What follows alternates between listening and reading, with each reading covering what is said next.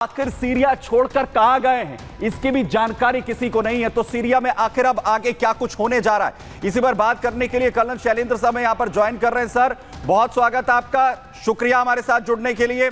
लेकिन मेरा सवाल आपसे यही है, सीरिया जिस हालात में जिसकी शुरुआत हुई थी, क्या सर ये किसी ने एज्यूम किया था कि 11 दिन, सिर्फ 11 दिन बशर अल असद जो है वो टिक पाएंगे?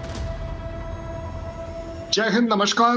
देखिए, ये गलत हो जाएगा मेरे लिए कहना कि ये सरकार का तख्ता पलट सिर्फ एक्चुअली 11 दिन के वजह से हुआ है, क्योंकि हम देखते आए हैं सीरिया में गृह युद्ध बहुत समय से चल रहा है। बशर असद के खिलाफ कम से कम पिछले दशकों से ये लड़ाई चल रही है अपने आप में।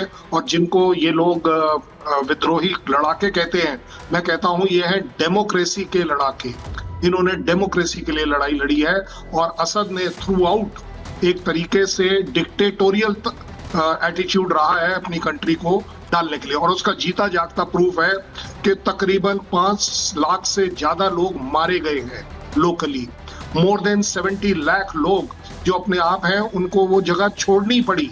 70 लाख कोई छोटा वो नहीं होता है। और उससे भी बड़ी बात है कि जिस बर्बरता से उन्होंने लड़ाकों को या पब्लिक को मारा है, जहां पर केमिकल बॉम्ब्स का इस्तेमाल किया गया है, सेरीन गैस का इस्तेमाल किया गया है, जो कि यूनाइटेड नेशन ने एक्नॉलेज करा और क्रिटिसाइज किया। ज्यादा बड़ी बात यह है कि यस, इन 11 दिन में ऐसा क्या हुआ कि जिस वजह से तख्ता एब्सोल्युटली पलट गया। मुझे लगता है पहली बार यूएसए इतना ओपनली, इतने खुलकर हवाई जहाज के द्वारा अटैकिंग के तौर पर आ गया, एक स्ट्रेटजी ग्राउंड पर, क्योंकि डेवलप करी है उन्होंने। ईरान का स्टैंड था जिसकी वजह से कहा जा रहा है कि बशर अल असद अभी तक टिके हुए थे सर, वो भी एक कहीं ना कहीं पॉइंट रहा है जिससे वो पूरी तरह सरकार यहां पर बिखर गई बशर अल असद की। बहुत शुक्रिया सर वक्त देने के लिए, हमारे साथ यहां पर जुड़ने के लिए। और वहीं दूसरी तरफ जो है बड़ी अपडेट आपको बताऊं, जहां पर लगातार अलर्ट सीरिया को लेकर जारी है और अमेरिका की तरफ से सीरिया को लेकर अलर्ट जारी किया गया है। अमेरिका की तरफ से सीरिया को लेकर अलर्ट, सीरिया में केमिकल जंग को लेकर अलर्ट जारी किया गया। अमेरिकी खुफिया एजेंसी का दावा,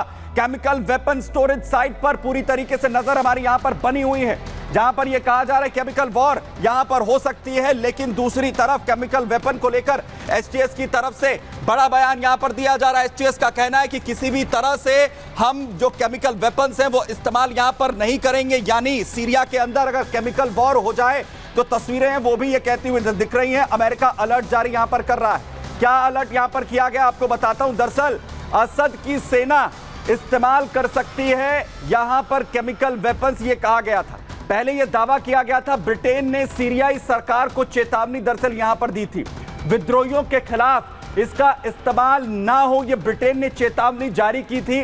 वेपन का इस्तेमाल हुआ तो अंजाम बुरा यहां पर हो सकता है। वहीं दमिश्क पर केमिकल वेपन के इस्तेमाल का इरादा नहीं है, क्योंकि अब दमिश्क जो है वो पूरी तरह से विद्रोही लड़ाकों के कब्जे में आ चुका है। और वहीं दूसरी तरफ जो एचटीएस है वो ये दावा कर रहा है कि एचटीएस कभी भी केमिकल हथियारों का इस्तेमाल यहां पर नहीं करेगा। ये बड़ा दावा यहां पर किया जा रहा है। वहीं दूसरी तरफ आपको बताता हूं, क्योंकि इजराइल लगातार नजर इस वक्त इस युद्ध को लेकर बनाए हुए, दूसरी तरफ इजराइल की तरफ से खास तैयारी यहां पर की गई है, क्योंकि गोलान हाइट्स पर जो तैनाती है वो यहां पर बढ़ा दी गई है। अल हमीदिया इलाका, जहां पर आईडीएफ के जो टैंक हैं वो पूरी तरीके से तैनात किए गए हैं। नॉर्दर्न कमांड ने बफर जोन में हमला यहां पर कर दिया है।